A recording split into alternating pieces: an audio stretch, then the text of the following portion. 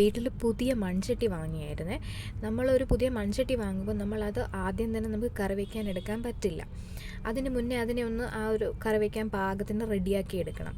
അതിനെ ചട്ടി മയക്കി എടുക്കുക എന്നാണ് പറയുന്നത്. അപ്പോൾ അതിന് വേണ്ടിയിട്ട് 1-2 യൂട്യൂബ് വീഡിയോസൊക്കെ ഞാൻ ഇന്നലെ കണ്ടായിരുന്നു.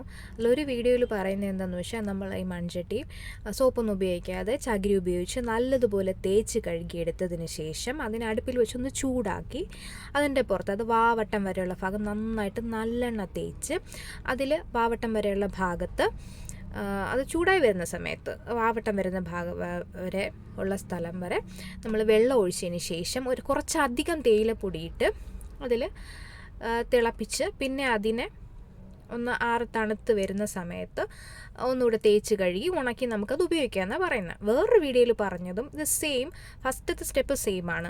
എന്താണെന്ന് വെച്ചാൽ നമ്മൾ തേച്ച് കഴുകി അതൊന്ന് ചൂടായി വരുമ്പോൾ അതേപോലെ നല്ലെണ്ണ തേച്ച് അവിടെ നമ്മൾ തേയില തിളപ്പിക്കുന്നതിന് പകരം വീട്ടിൽ നമുക്ക് വടിച്ചെടുക്കുന്ന കഞ്ഞിവെള്ളം ഒഴിച്ച് ഇതേപോലെ തിളച്ച് വരുന്ന സമയത്ത് നമുക്ക് അത് അടുപ്പിൽ നിന്ന് മാറ്റി അത് ഒന്ന് തണുത്തതിന് ശേഷം അത് കളഞ്ഞ് നമുക്ക് കഴുകി ഇതേപോലെ ഉണക്കിയെടുക്കാമെന്ന് പറഞ്ഞാൽ. ഇപ്പം കഞ്ഞി വെള്ളമാണ് എൻ്റെ സൗകര്യത്തിന് ഞാൻ എടുത്തത്. ഇപ്പം തിളയ്ക്കാൻ നോക്കി നിന്ന് ഫുൾ എനിക്ക് പണി കിട്ടിയിട്ടുണ്ട് കേട്ടോ ഗൈസ്. ഇപ്പോൾ ഞാനപ്പോൾ അതിന് ശേഷം ഈ കഞ്ഞിവെള്ളം കൊണ്ട് തണുക്കാനൊക്കെ വെച്ച് കളഞ്ഞ് നല്ലതുപോലെ ചട്ടി കഴുകിയെടുത്തു. വെളിയിൽ വലിയ വെയിലൊന്നുമില്ല, നല്ല മഴ കറുത്ത് കിടക്കുക. അതുകൊണ്ട് ഞാൻ ഗ്യാസ് അടുപ്പിൽ വെച്ച് തന്നെ അത് ഒന്ന് ചൂടാക്കിയൊക്കെ എടുത്തു.